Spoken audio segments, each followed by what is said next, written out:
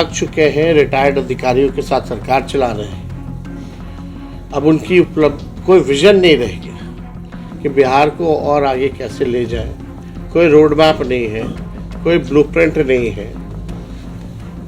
और लगातार कई बार मुख्यमंत्री शर्मसार बयान जो दे देते हैं महिलाओं को लेकर के, उससे भी जो है बिहार का हम लोगों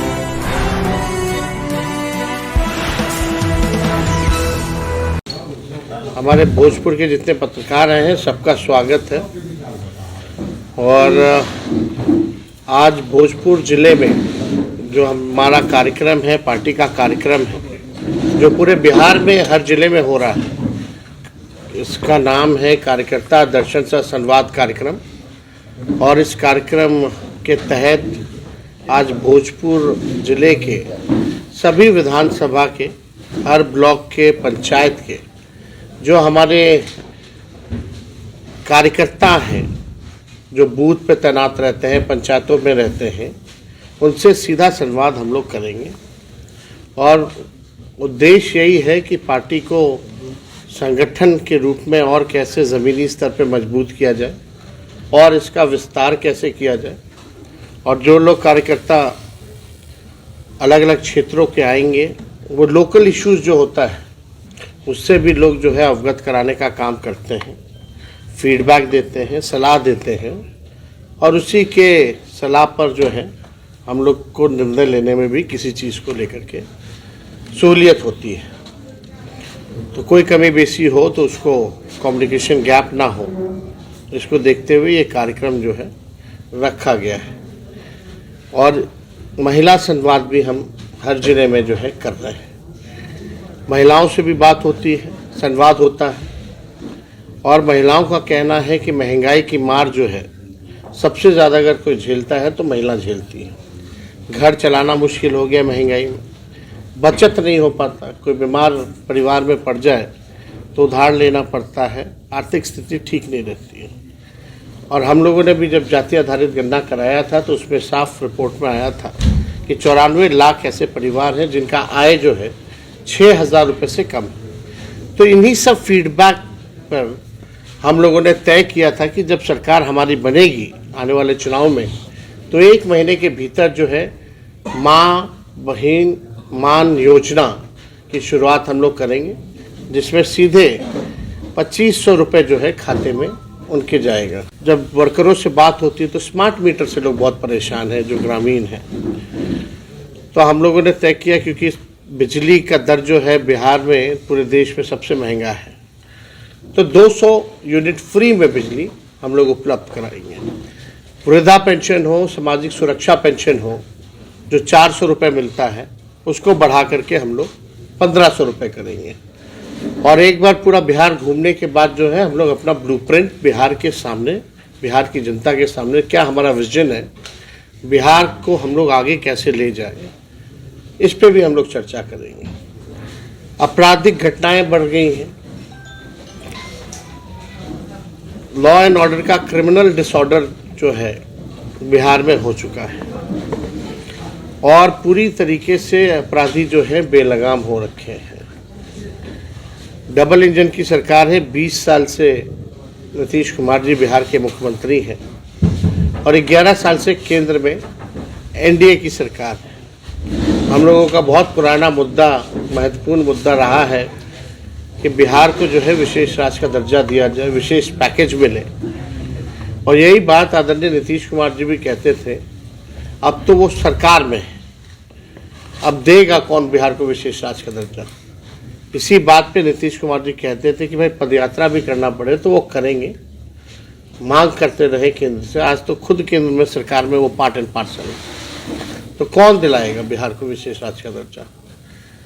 अभी मुख्यमंत्री जो है 2 अरब 25 करोड़ 78 लाख रुपए खर्च करके संवाद अपना कार्यक्रम चला रहे हैं प्रगति यात्रा के नाम पर, लेकिन किसी से संवाद नहीं करना, चाहे उनके अपने कार्यकर्ता हो, चाहे ग्रामीण हो।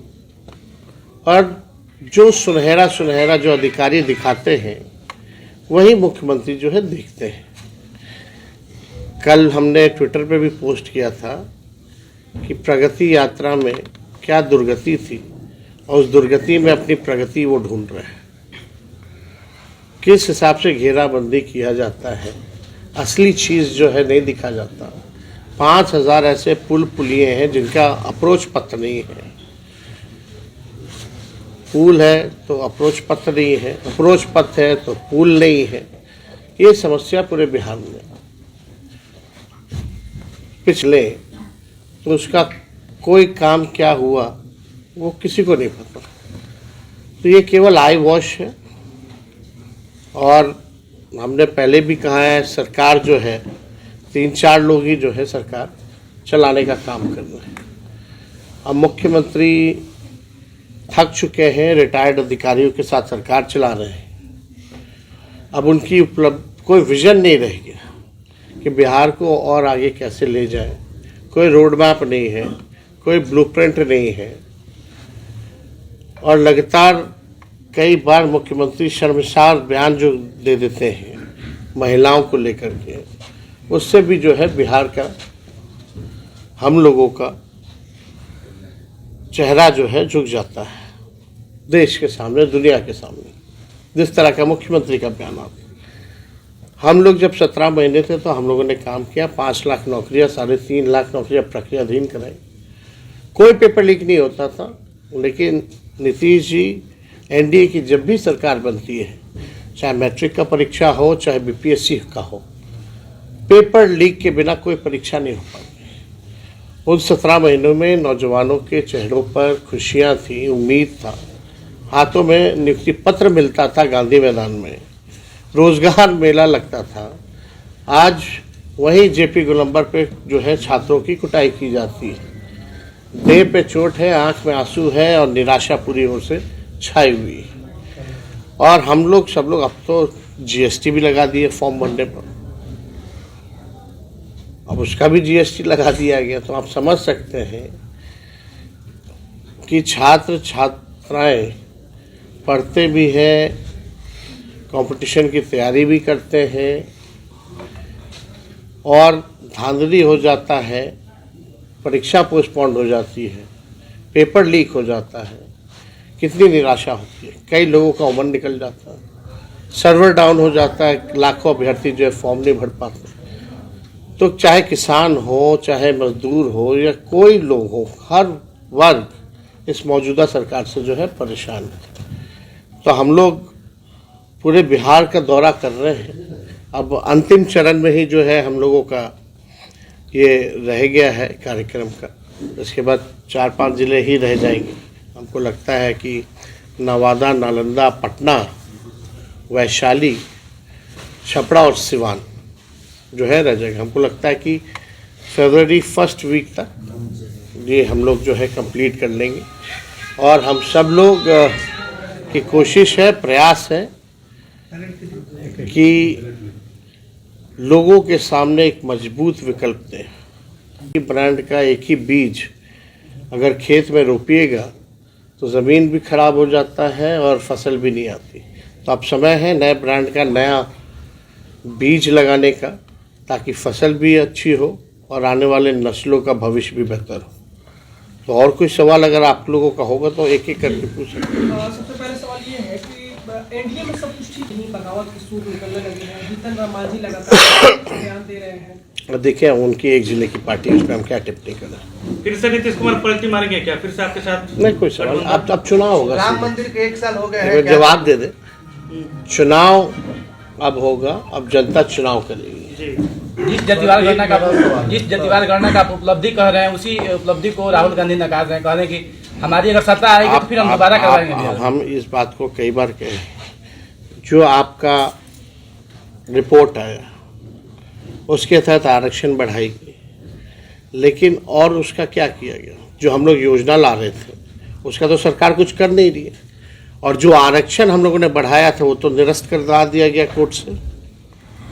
तो इसका उपयोग तो कुछ नहीं हो रहा। उसके संदर्भ में उन्होंने कहा था कि भाई जो भी हुआ है उसका रिजल्ट क्या आया है। हम लोगों की सरकार के जाने के बाद उन 94 लाख परिवार जो गरीबी रेखा के नीचे पाए गए हैं, 6,000 रुपये से जिसका कम है, उसके लिए क्या किया गया? हम लोगों ने कहा था जहाँ बेरोजगारी होगी उसको 2 लाख का मदद करेंगे, जिसको अपना ज़मीन नहीं है उसको ज़मीन लेने के लिए 1 लाख रुपया दिया जाएगा, जिसको अपना पक्का मकान नहीं है उसको 1,20,000 रुपया दिया जाएगा। तो इसका इम्प्लीमेंटेशन ज़ीरो है। तो हम लोगों की सरकार बनेगी तो इसका इम्प्लीमेंटेशन जो है हम लोग जरूर करेंगे। जीविका दीदी, लेकिन आपकी नहीं, एक सभा में 1500 रुपए का मानदेय का बात नहीं 1500 देखिए मानदेय तो 20,000 नहीं वो सीएम वो बोली थी आपसे कि 20,000 रुपए आप आएंगे तो सुन लीजिए, उनकी समस्या है सीएम जो होती है जीविका जी दीदियों में दिन भर जो है काम करती है, मेहनत करती है, लेकिन कुछ मिल नहीं पाता। और अगर अधिकारियों से अगर वो बात करती है तो अधिकारी खुलेआम कहते हैं रहना तो रहो, जाना तो जाओ, साफ तौर पर। तो हम लोगों का है कि उन पे हम लोग विचार कर रहे हैं कि उनको भी एक कम से कम जो है फिक्स प्राइस जो है वो जो है मिले, ताकि जिस हिसाब से उन लोगों का काम होता है उस हिसाब से उनको इंसाफ भी मिलना चाहिए। पशुपति कुमार पारस को लेकर आपको क्या उनकी लगातार नहीं ना, पुराना रिश्ता हम लोगों का रहा है ना, और पुराना रिश्ता रहा है तो पारिवारिक रहा है। और आप जान रहे हैं कि दही चूड़ा में उन्होंने आमंत्रित किया था तो उसमें गए थे, तो क्या शामिल होंगे? उस समय पे हम लोग बताया जाएगा। आपने नीतीश पप्पू कुमार यादव को का पुराने सर- बीज कहा, लेकिन उनके प्रति लालू जी का रुख जो है वो नरम रहता है। कोई नरम गरम की बात नहीं है। पत्रकार लोग ही बेचैन रहते हैं, बार बार पूछते हैं आ रहे हैं क्या, आ रहे हैं क्या, आ रहे हैं क्या, अगर आएंगे तो ले लीजिएगा क्या। लगातार ये कई दिनों से चल रहा था।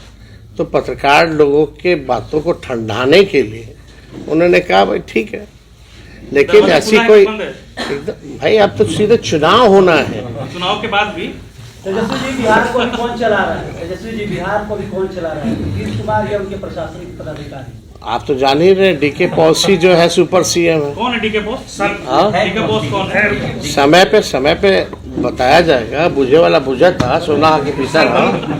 शराब कांड पर सरकार ने कहा है कि ये और फंड से हुई है, जबकि वहाँ बेतिया शराब कांड पर सरकार की तरफ से बयान आया है कि आप बेचिए शराब का देखिए, कहीं भी शराब की घटना से अगर मौत होती है तो प्रशासन का पहला कोशिश यही रहता है कि उसको छुपाया जाए और कोई ना कोई अलग मुद्दा जो है लाने का काम करती है, तो आई वॉश करती है।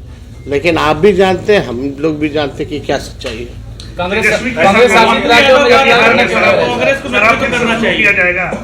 अगर तेजस्वी की सरकार बनती है तो क्या बिहार में पुनः फिर से शराब खोला जाएगा?